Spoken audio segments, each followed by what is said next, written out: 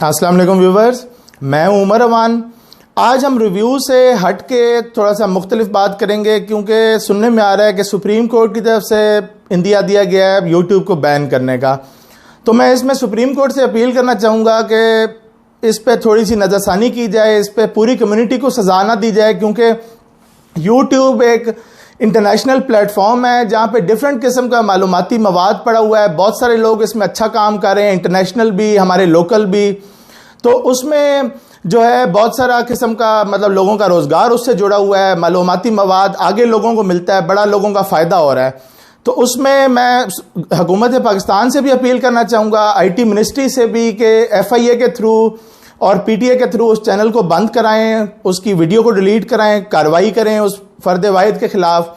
तो इसमें सबको सज़ा नहीं दी जानी चाहिए, तो ये थोड़ी सी नाइंसाफ़ी होगी। तो मैं ये अपना पैगाम आज ये देना चाहूँगा। Thank you viewers.